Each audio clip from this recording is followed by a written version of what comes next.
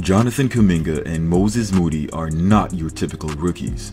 Your typical rookie doesn't do this, or this, or this. When the Warriors drafted their future franchise players, many fans and non-fans alike cried foul and estimated that Steph and Curry wouldn't want to be a part of the Warriors anymore. Boy, were they wrong. And not just about the fact that Curry actually loves the picks, but about whether or not these two players will be able to help a team that's contending for a title. I'm here to let you guys know that these two rookies can in fact help the Warriors. Despite this being their first year in the league, I'll start with last night's game as an example. The sheer dominance displayed by Kuminga and Moody that resulted in a 20-point swing from the Warriors being down 32-22 to being up 55-45 shows that these two players have the capability to come into a game, take over, and leave everything out there on the floor.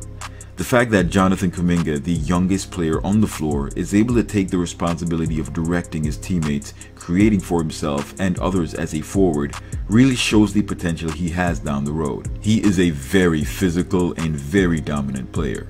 Not only that, but he's a very hard worker and commits himself to the game.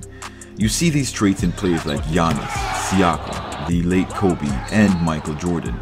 These players have that it factor that pushes them to be the best. You mix this mentality with the incredible talent and size that Kuminga possesses, and you're talking about a future Hall of Famer. Moses Moody, on the other hand, is also a brilliant player. Between his exceptional shooting and rebounding skills, there's flashes of passing brilliance that, if developed, could put him on another trajectory above the all-star level I currently have him projected. With his size and length, he's been very bothersome on defense, and his shooting is as advertised. He doesn't take plays off and has a knack for positioning himself to grab those rebounds. So what can the Warriors hope to get out of Kuminga and Moody for the regular season?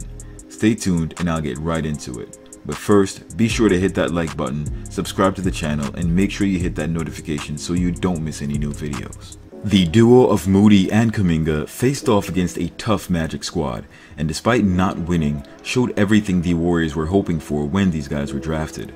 The Magic ran a lineup that included Cole Anthony, their starting point guard last year after Markelle Fultz went down to injury, Jalen Suggs, the 5th pick in this year's draft, RJ Hampton, who was ranked top 5 in this current draft class but had reclassified to the prior year's draft class, and Franz Wagner, the 8th pick in this year's draft. Not to mention they also added Jeff Doughton, an experienced G-Leaguer who actually played on the Warrior squad during the California Classic portion of the Summer League, did fairly well in the first game but ended up being cut by the team, only to be picked up by the Magic shortly after. Moody and Kuminga had the support of Gary Payton II, Jacory McLaughlin, and Justinian Jessup, who unfortunately hasn't been able to find a shot, which has started to affect his overall game as he is somewhat losing his place on the court. I will say I'm not quite sold on Gary Payton II, as he had a couple rough spots. He's a high energy player that can provide some support defensively, but he does lack offensive ability, which makes it tough to find a spot for him on the final roster. To put things into perspective, the Warriors don't seem sold on any of the players in the Summer League. The only players that will likely have contracts are Kuminga and Moody. The showing by Jessup has been disappointing thus far, as he's been more of a liability for the Warriors than an asset. The NBA game has different caliber players than the NBL, and it has just been very difficult for Jessup to catch up. While he could still develop in the Warriors G League, a spot on the roster for Jessup this year is about impossible to come by. My guess is the Warriors will let Jessup play out the rest of Summer League to see if he can pull it together, but if not, they'll likely pull the plug and send him packing to the G League for a last chance. If that doesn't work out, he may just get lost in the fray of G League players that try out for the Summer League every year, though not quite doing enough to get noticed. He's still 23 and has some time, but that window is fast closing. So far, Kuminga is averaging 17.5 points, 4.5 rebounds to go with 2.5 steals in 25 minutes over the course of 2 Summer League games. His ability to get downhill and attack gives defenders a lot to think about at just 18 years old. His ability to power through defenses and finish through contact will earn him many trips to the line, providing many opportunities to score. We know that in this league, those players that are good at drawing fouls tend to be very high-scoring players regardless of position. We see that with Giannis and Zion at one end of the spectrum, and we also see that with James Harden and Trae Young at the other end. My thoughts are that Kuminga will develop as an excellent scorer, and in time his three-point shot will develop into something much better than what it is today. Defensively, we've seen him guard 1 through 5 already in the 2 games he's played, and he's no slouch against the guards, nor is he a pushover for the bigs.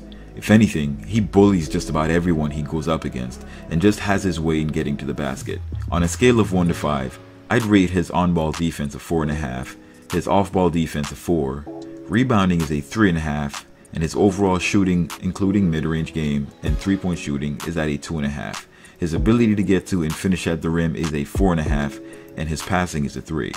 While he can get better in all categories, his shooting is his biggest issue at the moment, and considering he's surrounded by literally the best shooters the league has ever seen, there's no doubt in my mind that he'll be able to start knocking down perimeter shots, making him an even bigger threat, the likes of which we've never seen.